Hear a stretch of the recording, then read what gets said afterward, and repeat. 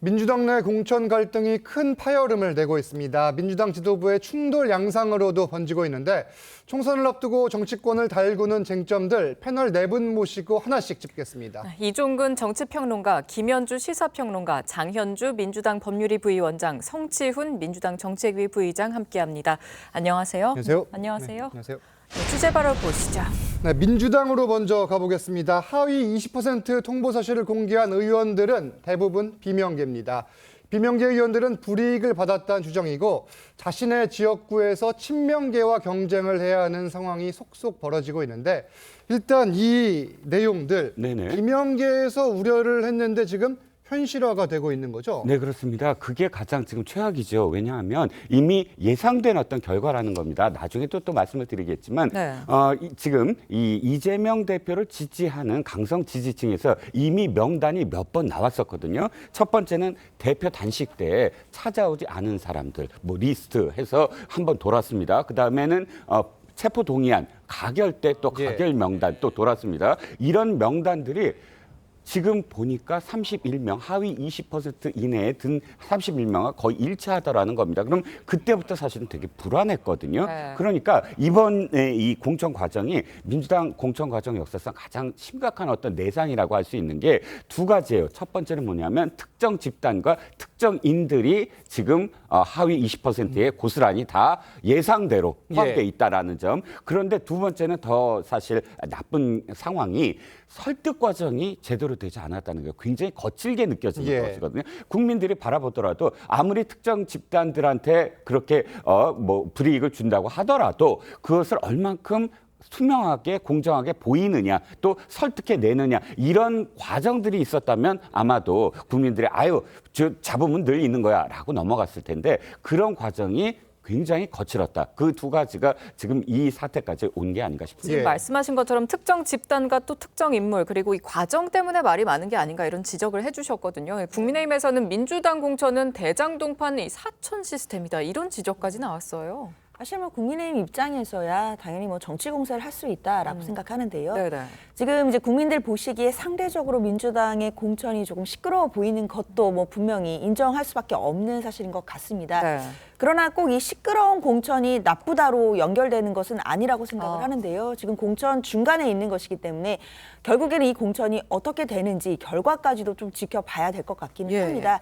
결국 중요한 건 이만큼 시끄럽다는 건 그만큼 현역들에 대해서도 국민들이 요구하고 있는 이 혁신 요구 이런 부분을 좀 부응하고 있다라는 측면도 좀 생각을 해야 될 것 같고요. 그만큼 현역들의 프리미엄을 보장해주지 않고 현역 의원들까지도 뭐 평가의 대상이 되고 그리고 공천 과정에서 또 날카롭게 또 어떤 국민의 눈높이의 잣대에 맞춰진다라는 기준에서 본다라고 한다면 이 공천이 결국에 공정하게 이루어질 수 있다라고 한다면 국민들 보시기에는 또 혁신 공천으로 남을 수 있겠다라는 기대는 아직 남아있는 상황입니다. 네, 하위 20%의 비명계가 대부분 포함된 원인을 두고는 이런 분석도 있습니다.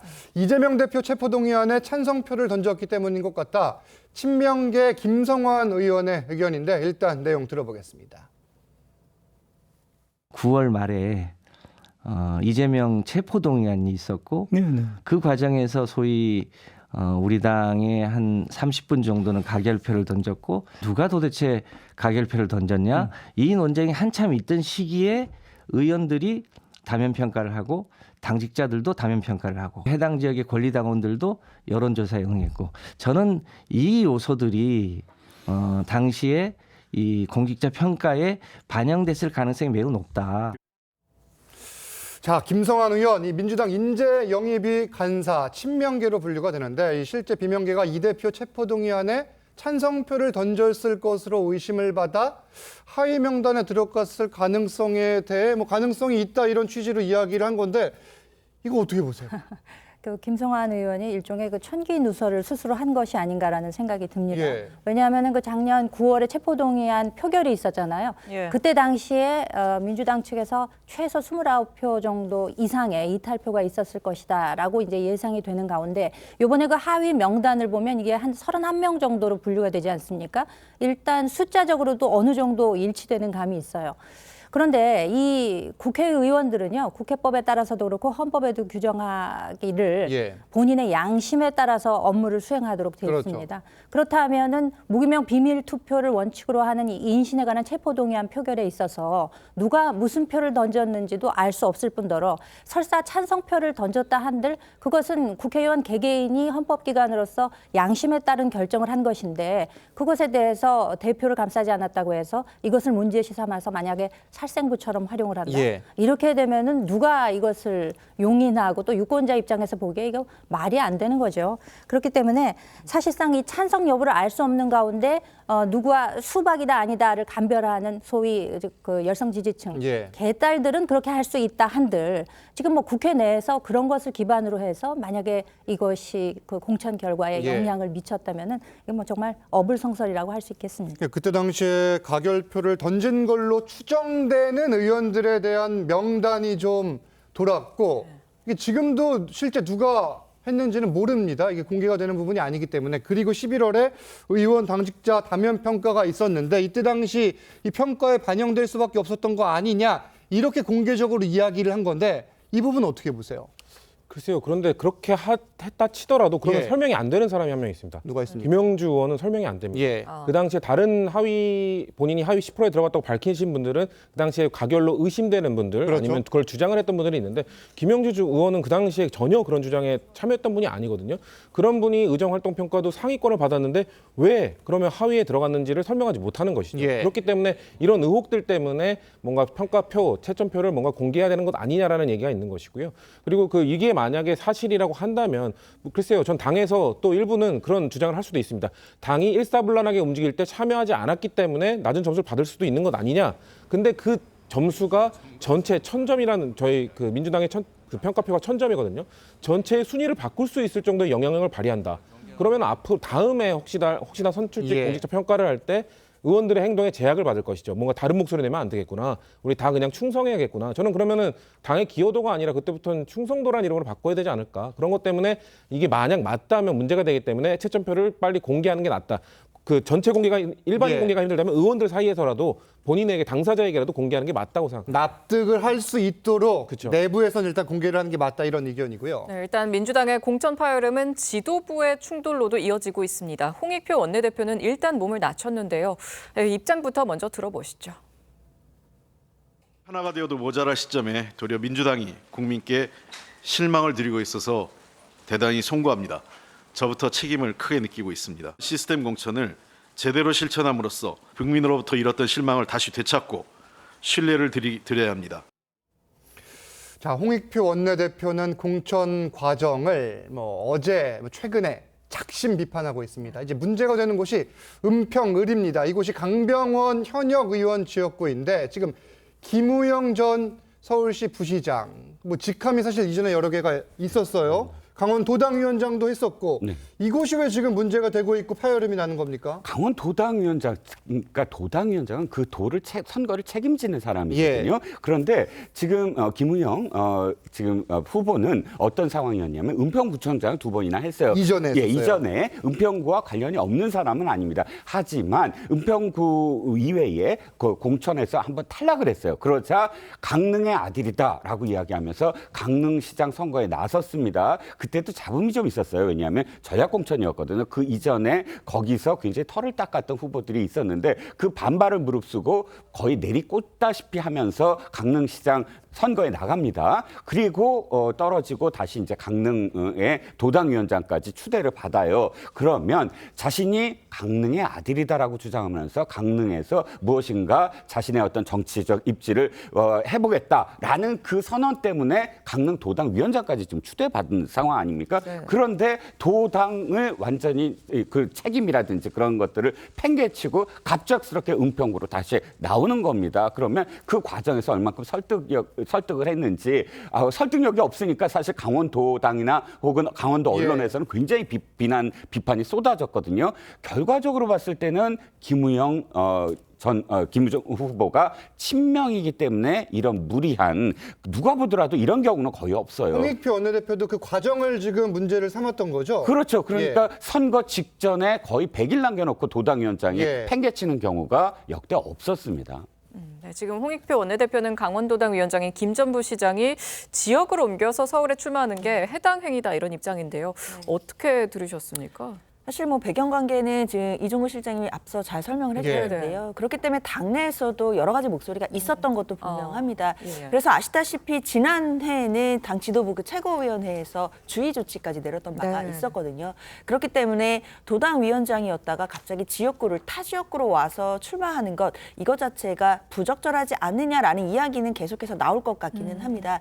다만 지금 공천 과정 중인 것이고 그 과정에서 나름대로 시스템 공천 기준에 따라 공천 과정은 이루어지고 있다는 것이 공관위의 입장인데 또 이 과정 속에서 여러 이제 외부에서 보기에는 또 오해의 소지가 있다라고 한다면 그런 부분들에 대해서는 또 설명을 하고 납득시키는 과정도 저는 좀 필요해 보입니다. 경선하는 거죠, 이곳이 지금? 그렇죠. 그렇기 때문에 홍익표 원내대표도 아마 그런 취지에서 이 부분이 문제가 됐었고 지도부에서도 주의 조치를 했던 부분이 있었기 때문에 그런 부분에 대해 그 지역에 또 이제 걸려 있는 또 이해관계인들이 많이 있습니다. 그런 분들이 모두 납득할 수 있는 상황이 되려고 한다면 또 절차를 거쳐야 되는 것이고 그런 부분에 대한 또 충분한 설명이 있어야 되는 것이기 때문에 그런 차원에서 또 당 자체에서 좀 검토가 있지 않을까라는 생각을 해봅니다. 논란이 있는 내용이 하나가 더 있습니다. 이 홍익표 원내대표는 공정성 시비가 불거진 한 여론조사 업체도 경선 과정에서 배제하라 이렇게 요구를 하고 있는데 이 업체가 조사 방식 그리고 뭐 선정 과정 등에서 논란이 있었던 건가요?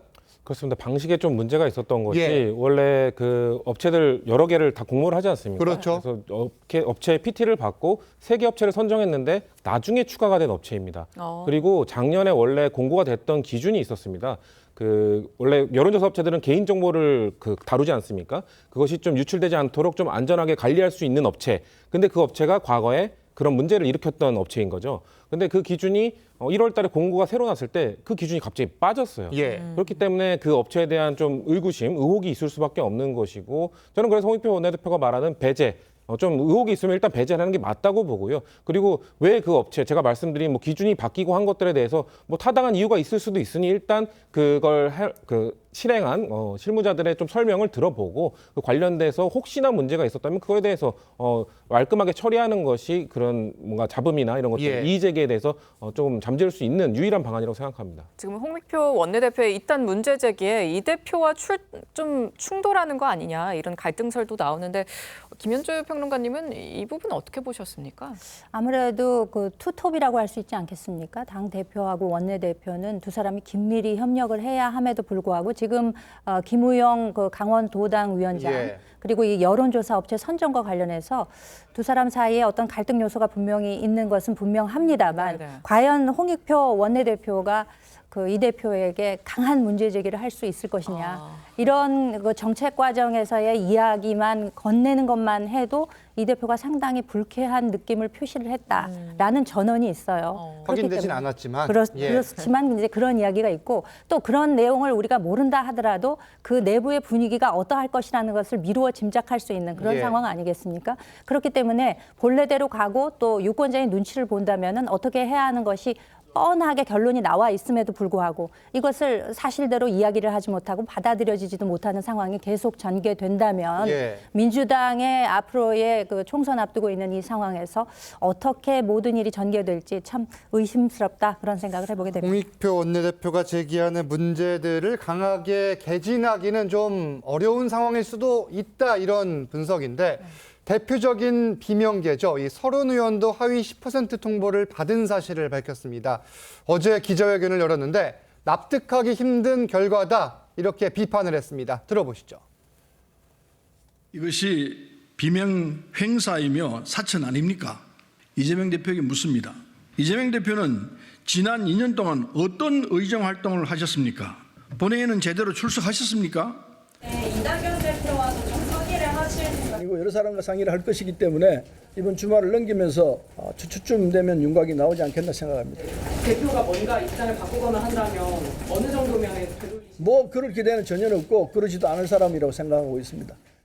자, 서른 의원은 나는 57건을 대표 발의하고 100%에 가까운 상임위 본회의의 출석률을 갖고 있다 이렇게 이야기를 했는데 그러면서 이재명 대표는 지난 2년 동안 의정 활동을 도대체 어떻게 했냐? 지금 나오는 분들이 이 대표와의 비교 평가를 스스로 하고 있어요. 그렇습니다. 그러니까 사법 리스크, 노웅래 의원도 마찬가지죠. 예. 이번에 의정 활동이 아니라 내가 만약에 지금 그 재판과 관련된 사법 리스크가 있다면 이재명 대표의 사법 리스크는 어떻게 되는 거냐 이렇게 또 얘기를 하고 선훈 의원은 의정 활동과 관련해서 뭐 본회의 참석률이라든지 상임위 참석률 그리고 법안 발의 건수를 직접적으로 공격에 나섰습니다. 예. 이것도 저는 처음 보는 광경이에요. 역대 어떤 정당이 공천과 관련해서 문제가 발생했을 때 당대표를 직격을 하면서 당대표와 비교를 하는 그런 말들 지금 표현되는 것들은 거의 국민의힘에서 지금 공격하는 그런 워딩과 하나도 다를 바 없이 또는 수위가 더 높아지고 있어요. 예. 이것은 지금 이 대표로서 좀 더 제가 생각할 때 치명적입니다. 공천 관리라는 것이 권위가 있어야 되거든요. 네. 공정하고 투명하게 하고 있다라는 권위가 서려면 자신과 관련된 어떤 공격에 대해서 선을 그을 수 있어야 되는데 제 국민들을 바라봤을 때 노웅래 의원의 사법 리스크와 관련된 발언 또 서른 의원의 의정 활동과 관련된 발언의 대표와의 비교를 국민들이 어떻게 생각을 할까요? 그 말 맞다. 그 이재명 대표가 그러면 어떻게 지금 해야 되느냐? 이재명 대표는 그럼 적격이냐? 예. 그리고 단수 공천이냐? 그대로 뭐 공천을 받아서 나가느냐? 이런 질문을 이재명 대표에 똑같이 할 수밖에 없는 상황이 아닌가 싶습니다. 지금 서른 의원은 이낙연 공동대표를 좀 그 공동대표와 연락하는 이 부분도 좀 논의 범위에 넣겠다 얘기를 했는데 이거는 좀 민주당에 미칠 파장이 크지 않을까 싶어요. 글쎄요, 일단 서른 의원이 앞으로 어떤 결단을 하실지는 좀 더 지켜봐야 되는 건 지켜봐야겠죠. 분명한 것 같습니다. 다만 이제 서른 의원 같은 경우에는 당내에서도 이제 좀 대표적인 비명계 의원으로 분류가 되었었기 때문에 만약에 서른 의원이 뭐 정치적인 결단하신다라고 하더라도 당내에서는 그거 하나만 가지고 그렇게 예. 큰 파급력이 있을 것 같지는 않습니다. 네. 다만 중요한 것은 서른 의원이 갖는 또 정치적인 중량감도 있는 것이고 만약에 서른 의원이 지금 어느 정도 뭐 의미심장한 말씀을 하시면서 본인 혼자 결정하지 않겠다는 취지로 말씀을 주셨거든요. 예. 그렇다면 만약에 뜻을 같이 하는 의원들을 뭐 이른바 세력화를 할 수 있다라고 한다면 당내에는 어느 정도 파장은 있을 거로 보이긴 합니다. 다만 지금까지 상황으로는 하위 뭐 20%의 평가를 받았다 하더라도 뭐 바로 컷오프 되는 것이 아니라 네. 경선에서의 감산을 받는 예. 불이익을 받는 네. 것에 불과하기 때문에 그 불이익을 감수하고 경선에 당에 남아 참여하겠다라는 목소리들도 많이 있기 때문에요. 앞으로 조금 더 주말 지나서 다음 주까지 상황을 좀 봐야 될 것 같습니다. 이게 뭐 하위 20%에 포함된 상황에서도 경선에서 이기는 사례도 있었다 이런 전언도 있는 만큼 지켜보긴 해야 되는 건데 그런데 이 서른 의원은 0점을 받은 의원도 있다며 또 웃으면서 이야기한 이 대표의 태도를 겨냥한 바가 있죠. 이 영상을 함께 보시겠습니다. 심사위원들의 심사 의견도 있지만 동료 의원들의 평가 그거 거의 0점 맞은 분도 있다고 합니다. 여러분 아마 짐작하실 수 있을 분이시기도 한 것 같아요. 0점. 개인적인 복수를 자행하고 있습니다. 0점을 받은 의원도 있다고 낄낄대며 동료 의원을 폄하하고 이를 즐기고 있습니다. 이것을 과연 진정한 혁신이라고 할 수 있습니까? 그러니까 서른 의원은 이재명 대표가 동료 의원을 폄하하며 즐기고 있다 이렇게 비판을 한 건데 이 상황에 대해서 민주당 내 분위기 반응은 어떻습니까? 좀 태도를 아쉽게 보는 부분이 많죠. 예. 더더군다나 좀 관리가 너무 아쉽다라는 평가가 많습니다. 왜냐하면 전체적인 공천 내용을 보면 일부 이렇게 잡음도 있고 좀 불공정 논란이 불거지는 것도 맞는데 전체적인 그림을 봤을 때 저희가 국민의힘보다 왜 뒤처질 게 없는데 왜 굳이 이런 잡음들을 만들어서 그리고 태도 문제, 태도 논란 때문에 마치 우리가 국민의힘보다 공천을 못하는 것처럼 하느냐. 국민의힘도 지금 잡음도 없지만 뭐 혁신도 없고 개혁도 없고 감동도 없는 공천하고 있는데 민주당도 괜찮은 공천 많거든요. 예를 들면 지금 호남 지역에서는 현역 의원들이 경선에서 지는 예. 그런 사례들 당원들과 유권자들이 뭔가 교체를 해주는 그런 그 사례들도 발생하고 있고 또 뭐 친문 친명 갈등이 너무 불거졌지만 사실 친문 의원들 뭐 진선미 장관, 뭐 박범계 장관, 김영배 다 어떻게 보면 공천 받고 있거든요. 뭐 그리고 노영민 전 실장도 결국 경선에 가지 않았습니까? 이런 것들을 조금만 대표가 잘 포장해주고 뭔가 좀 잘 다듬어주면 국민들이 보시기에 좀 잡음이 있었지만 그래도 민주당의 공천이 뭔가 교체도 좀 뭔가 정당하게 이루어지고 있구나라는 느낌을 줄 수 있는데 그런 거를 좀 뭔가 좀 못하시는 것 같아서 관리를 못하시는 것 같아서 좀 아쉽다라는 평가가 점점 많아지는 것 같습니다. 지금 민주당 내에서 아쉽다는 평가가 있다고 말씀해 주셨는데 이재명 대표의 좀 현역 의원 평가에 대해 좀 설명하면서 웃음을 터뜨린 것 것에 대해서 정치권 안팎에서도 지금 비판들이 쏟아지고 있습니다. 먼저 들어보시죠. 저는 좀 화가 나던데요.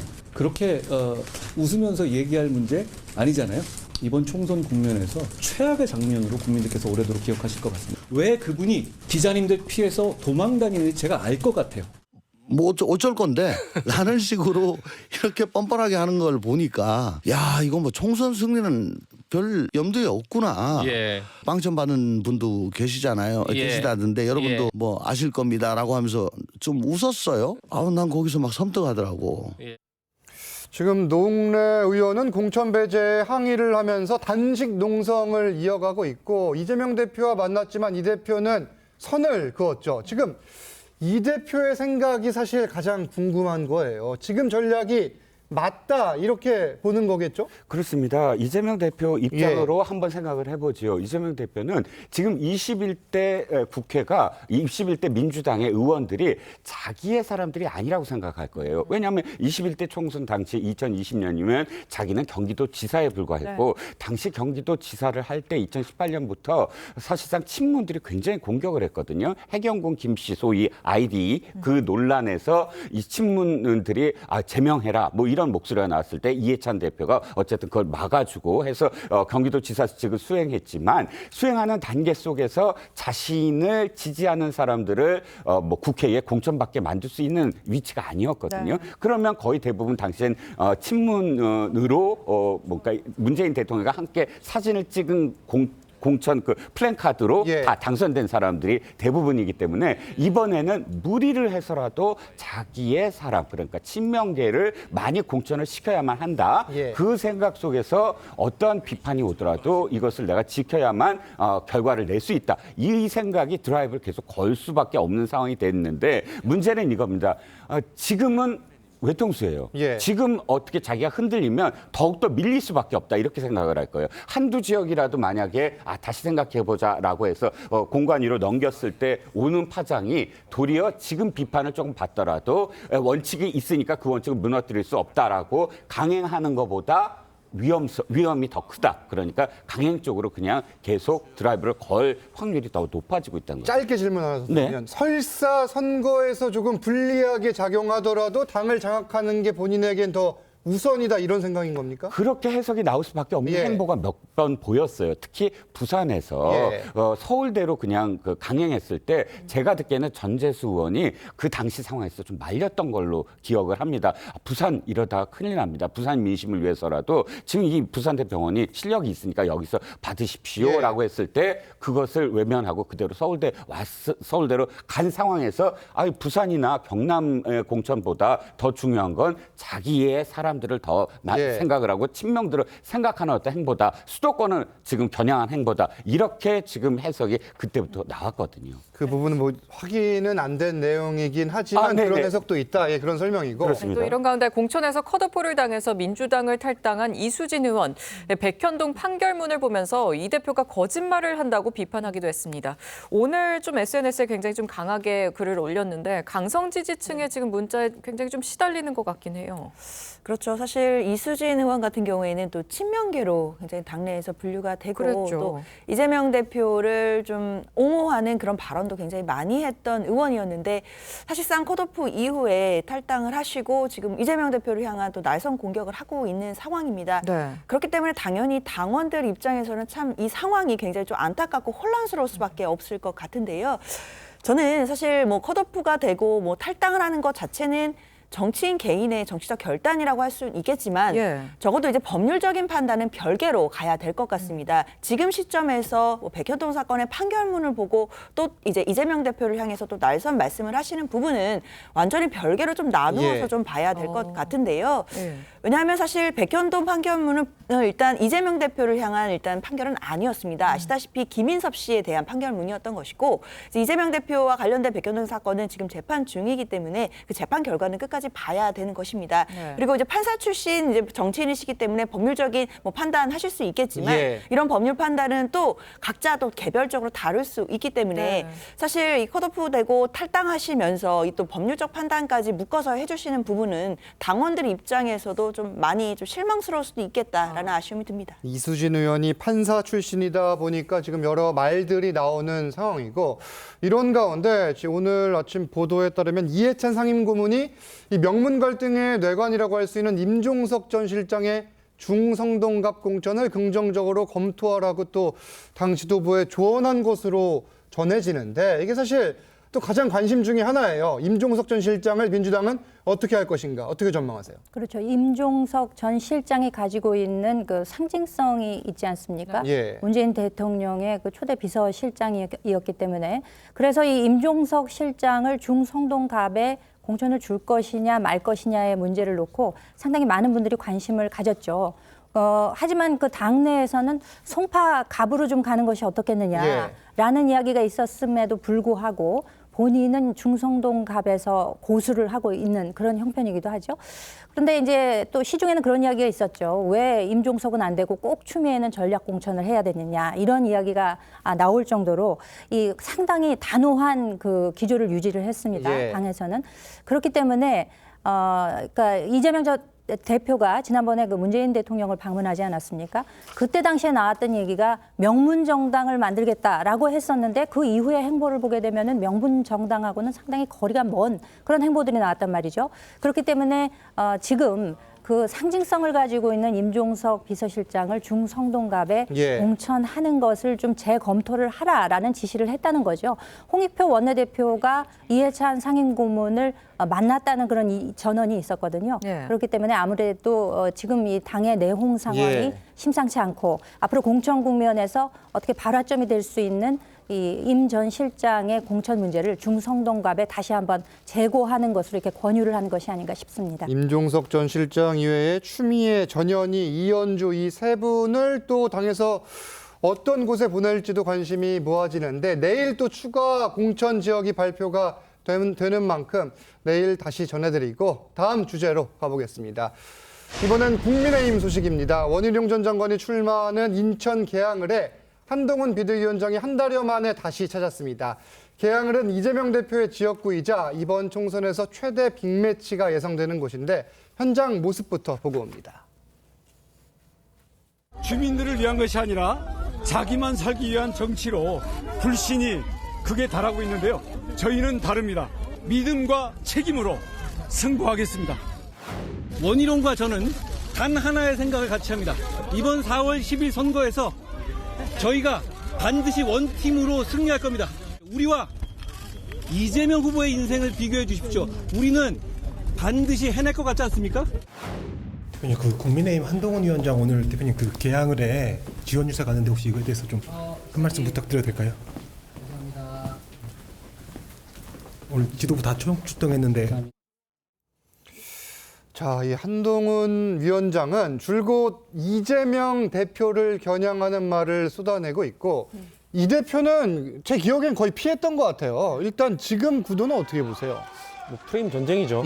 한동훈 위원장은 이재명 대표와 구도를 짜고 싶은 거고 이재명 대표는 윤석열 정부와 구도를 짜고 싶은 거에서 계속 어떻게 보면 구애하듯이 계속해서 이재명 대표를 지적해서 지명해서 이야기를 하고 있는 것 같습니다. 근데 글쎄요, 뭐 한동훈 위원장과 원희룡의 인생 그리고 이재명의 인생을 비교해달라고 했는데 물론 이재명 대표에게 뭔가 비판하고 지적하고 싶은 마음은 알겠으나 저는 한동훈 위원장의 인생에 대해서 국민들이 어떻게 인식하고 있는가 저는 그냥 엘리트 출신으로 쭉 그 명대에 가서 검사라는 완전 초엘리트 집단에서 활동을 한 사람으로 전 기억을 하고 있거든요. 검사로만 활동했죠. 그런 다음에 왔고. 그런데 또 한동훈 위원장이 그런 얘기를 많이 했죠. 그 뭔가 감성적으로 난 좌천도 당했고 그런 검찰 시절에 어려운 시절도 있었다는 걸 많이 내세웠는데 글쎄요, 저는 또 얘기하고 싶은 거는 좌천을 겪었던 사람이 본인이 주류가 된 다음에 또 좌천을 하지 않았습니까? 뭐 얼마 전에 민주당에 입당한 이성윤 검사 같은 사람 또 좌천시키지 않았습니까? 전 좌천 문화를 끄는 사람이 아니라 좌천 문화를 이어간 사람이 좌천을 당했었다고 막 이렇게 힘들어하는 얘기하는 게 과연 국민들이 느끼기에 설득력이 있을까라는 말씀을 드리고 싶고, 한 가지 더 하면 최근에 뭐 김연아 전 의원에 대해서 우리는 그럴 수 없지 않느냐 이런 얘기를 하지 않았습니까? 저는 지적하고 싶은 게 법무부 장관 시절에 손준성 검사라고 얼마 전에 고발 사주로 1심 유죄를 판결받은 검사가 있습니다. 그때 이미 의혹이 있고 재판을 받고 있었는데 왜 그 검사의 그 당시 승진에 대해서는 인사 책임자로서 법무부 장관으로서 왜 침묵했는지, 그런 좀 고무줄 잣대에 대해서 분명 지적할 거고, 뭔가 인생이 그렇게 뭔가 당당하지 못하다고 생각하는데 왜 자꾸 저런 식으로 이재명 대표에서 지적하면서 본인의 인생은 뭔가 한 점 흠결이 없는 것처럼 주장하는지 솔직히 저는 이해가 가지 않습니다. 네, 이재명 대표는 공천 파동 속에서 지역구를 신경 못 쓰는 거 아니냐 이런 지적들도 있었죠. 바로 오늘 이 대표와 원희룡 전 장관이 깜짝 만남이 있었습니다. 직접 한번 보시죠. 네, 오늘 모습인데요. 이재명 대표와 원희룡 전 장관이 인천 계양을 지역에서 오늘 아침에 잠깐 만나서 악수를 하는 모습이고, 이천수 선수도 옆에 있었지만은 눈 인사 정도를 하고 지나치는 모습이었는데, 사실 이 지역이 가장 관심이 모아지는 곳입니다. 그렇죠. 어떻게 지금 전망을 하세요? 뭐 예상을 하기는 쉽지는 않아요. 네, 그렇죠. 그런데 이 지역만 놓고 본다면 원희룡 후보가 현재까지는 아마 좀 불리한 형세일 거예요. 뭐 역대 개항을 어떤 선거에서도 계속 그 민주당이 뭐 압도적으로 이겼던 곳이고요. 그런데 지난번에 좀 격차가 좁혀지긴 했지만 그렇죠. 그럼에도 상대적으로는 뭐 좁혀졌다고 하지만 그 정도의 어떤 격차를 계속 그 이상을 유지했던 곳이었거든요. 그런데 한 가지 이제 원희룡 후보 측이 희망을 갖는 건 그나마 21대 총선보다는 대선이나 혹은 지선 2022년에 벌어졌던 지선이나 또는 그 대선에서 상당히 좁혀졌어요. 그러니까 이 지역에서, 그러니까 4년 전을 볼 거냐, 2년 전을 볼 거냐라는 그런 그 기준을 삼을 거냐라는 것. 두 번째는 뭐냐면 이 지역이 문제가 아니라 바람이에요. 그렇죠. 벨트. 그러니까 인천에는 스윙보트예요. 인천이 한 번에 어떤 시장을 계속 연달아서 안 뽑아줘요. 이번에 박남수 시장도 또 이번에 선거에서 졌잖아요. 또 다 마찬가지입니다. 안상수 시장도 몇 번 못하고 또 교체가 됐어요. 송영길 시장으로. 이렇게 인천 시민들이 생각하는 건 지금 우리에게 무엇을 할 것인가를 정확하게 얘기하라 하는 그런 생각을 많이 갖고 있기 때문에 이 벨트를 형성을 해서 얼만큼 바람을 일으키느냐 지금부터 그것이 가장 관건일 것 같습니다. 개항을 놓고 보면 2020년 총선 당시 1, 2위 격차보다 2022년 재보선 당시 1, 2위 격차가 줄어들었다, 이 설명을 드렸던 거고, 이 대표는 다음 주 월요일 인천에서 최고위원회의도 엽니다. 일단 당대표로 총선을 총괄해야 하는 상황에서 원희룡 전 장관과 맞붙는 거거든요. 이게 지금 부담은 없습니까? 어떤 상황이에요?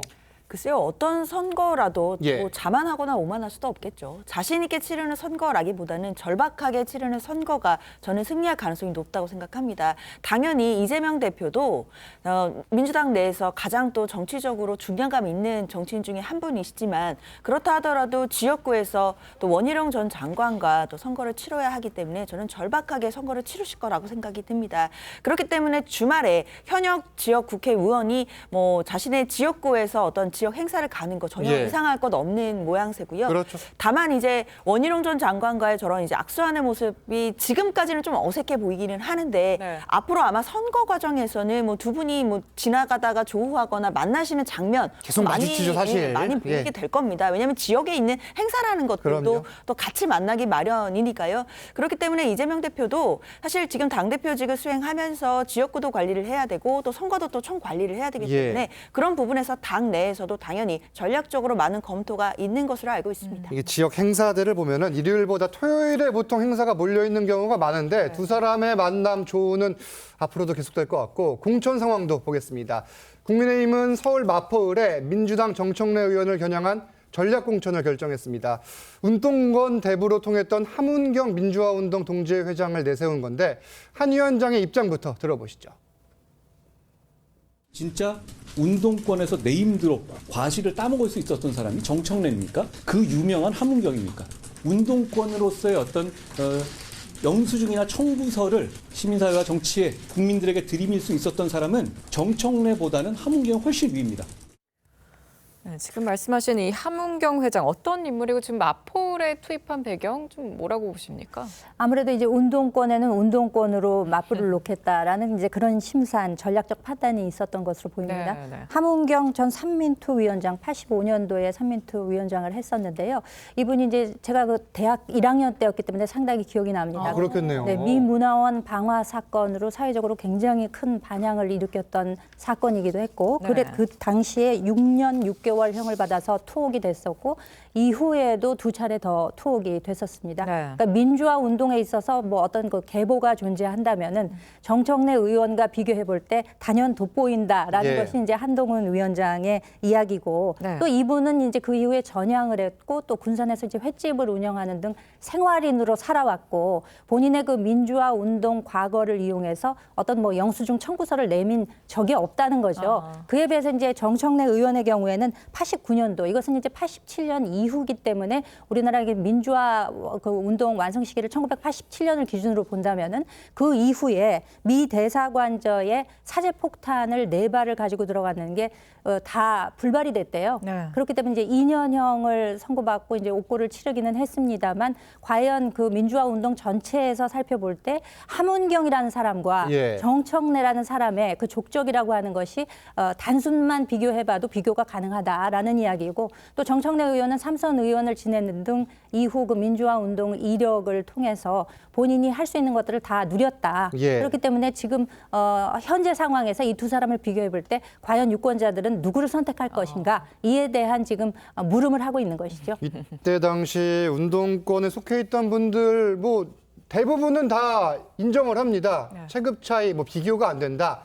그럼에도 불구하고 그때 당시 운동권의 체급 차이가 지금 이 운동권 척결론, 이 국민의힘의 프레임에 도움이 되는 것이냐, 이런 지적도 있거든요. 그렇죠. 저도 그렇게 생각을 합니다. 왜냐하면 뭐 운동권에 서열이 있다고 만약 한다면 그 운동권의 서열을 갖고 이번 선거에서 이 사람이 이 사람보다 훨씬 더 운동권으로서는 네임드, 그러니까 이름이 높았던 사람이다라는 것을 이야기해봤자 유권자들이 그것을 갖고 판단하면서 이 사람한테 투표를 하겠다라고 생각하게 만드는 건 아니거든요. 지금 민생이 중요하고 또 그 지역구의 현안이 중요합니다. 물론 한동훈 위원장은 그 서열을 강조한 거라기보다는 그럼에도 불구하고, 그렇게 서열이 높음에도 불구하고 지금 생활인으로서 잘 살아가고 있는 것과 그 서열이 낮음에도 불구하고 그 운동권 경력을 이용해서 기득권화된 그런 정청래 의원을 비교해달라, 그런 어떤 표현으로 쓴 것 같긴 하지만, 그렇지만 받아들이는 사람으로서는 그 운동권 서열이 그렇게 중요해? 라는 생각이 들 겁니다. 그럴 수 있겠네요. 국민의힘은 민주당보다 공천 잡음이 적다, 이런 평가도 나오지만 그럼에도 불구하고 잡음이 없을 순 없을 겁니다. 일단 지금 한동훈 위원장과 친윤계 사이에 미묘한 신경전이 있는 것 아니냐, 이런 이야기가 나오는데, 김연아 전 의원의 경우에는 단수 공천이 일단 제동이 걸렸고, 지금 친윤계인 박성민, 이용 의원 등도 공천 발표가 미뤄지고 있거든요. 양 진영, 양측 사이의 미묘한 신경전은 어떻게 바라보고 계세요? 차이가 있을 수밖에 없을 것 같아요. 왜냐하면 민주당에 대한 그런 것들 공격을 앞장서서 하는 게 한동훈 위원장 아닙니까? 그렇기 때문에 한동훈 위원장은 약간 민망한 것도 있을 겁니다. 왜냐하면 민주당의 뭐 무죄 추정의 원칙, 뭐 재판 중인 사람, 1심 실형받은 사람 다 공천 주지 않았냐면서 그렇게 공격을 했는데, 지금 국민의힘도 1심 그 실형을 받은 정진석 의원도 공천을 했죠. 무슨 뭐 재판부의 판결이 과했다라고 하지만, 과했다고 하더라도 결국 유죄는 유죄입니다. 그런 유죄를 받은 사람에 대해서도 1심 유죄, 대법원 판결은 아닙니다. 1심 유죄를 받은 사람에 대해서 판결을 했고, 김연아 전 의원도 마찬가지입니다. 민주당에 대해서 재판 중인 사람에 대해서 그렇게 공격을 했는데 당내에 똑같은 상황에 있는 사람이 있다 보니 본인이 좀 민망했겠죠. 그러다 보니 아까 그거에 대해서 문제 제기를 하고, 대신에 대통령실 친윤 세력들은 그걸 잘 모릅니다. 겉으로 계속 민주당을 공격했던 사람이 아니기 때문에 한동훈 위원장은 본인의 그런 공격한 거를 그대로 뭔가 되치기를 당할 수 있다는 그런 것 때문에 아마 당내에서 그런 논의를 하는 것 같은데, 글쎄요, 저는 이런 갈등이, 친한 갈등이 그렇게 크지 않습니다. 뭔가 뭐 결정적인 뭔가 국민의힘 공천을 혁신적으로 하기 위해서 뭔가 갈등이 일어나고 다툼이 일어난 게 아니라 뭔가 지분 싸움, 약간의 지분 싸움, 이런 거에서 의견 차이 정도의 다툼이기 때문에 국민들이 보시기에 혁신을 위한 다툼, 혁신을 위한 잡음이구나, 이렇게 받아들이실 것 같지는 않습니다. 알겠습니다. 내일 이제 어제부터 진행되는 1차 경선 새로운 결과가 나오는데 이 내용도 내일 전해드리겠습니다. 다음 주제로 가봅니다. 지금부터는 제3지대 상황 알아보겠습니다. 이준석 대표의 개혁신당이 김종인 전 비대위원장을 공천관리위원장으로 선임했습니다. 앞서 김 위원장은 이낙연, 이준석 대표를 향해 일침을 가하기도 했는데 들어보시죠. 이준석의 그 개혁신당하고 이낙연의 신당하고는 생리적으로 맞지가 않은 정당이다. 이렇게 자기네들 원래 정체성에 맞지 않는 사람들도 같이 섞여 들어온 거 아니에요. 조금 이제 부작용이 있는 것 같은데. 그럼 자기네 스스로가 아마 그 극복할 수밖에 없을 거예요. 자, 이게 참 어떻게 봐야 될까요? 이준석 대표와 김종인 위원장은 12년 전 이른바 박근혜 비대위 때 인연을 맺었고 이게 사람들은 과연 갈까? 이번에도 갈까 했는데 갔거든요. 어떻게 봐야 돼요? 그동안 입어오신 그 자켓의 색깔만 해도 뭐 거의 무지갯빛이다 이런 이제 판단이 나올 정도로 그야말로 여야를 넘나들면서 비교적 규모가 큰 양대 정당의 그 비대위원장, 그러니까 소위 얘기해서 직업이 비대위원장이다라는 이야기가 나올 정도로 그런 결정적 역할들을 결정적 순간에 여러 번 해오신 것이 사실인데, 그런데 이제 이번에는 과거의 이력과는 조금 다른 면이 없잖아 있습니다. 이제 제3지대이기도 하고 지금 현재 과거의 그 참여했던 정당에 비해서는 규모도 상당히 작고 지금 현재 뭐 비대위원장이 아니고 공천관리위원장이라는 직함을 맞았는데 지금 공천관리를 하실 만한 일이 과연 얼마나 있을까라는 의문도 있는 것이고, 또 이 김종인 비대위원장 역할 과거에 하실 때 이분이 잘 아시는 것은 이제 주로 뭔가 이렇게 정리하고 쳐내는 역할들에 굉장히 특화되어 있다라는 그런 지적들이 많았는데 이번에는 그것과도 하실 임무에 있어서도 좀 결이 다르다. 타격을 보여주기 어렵다. 어렵죠. 지금 전혀 그런 상황이 아니지 않습니까? 그렇기 때문에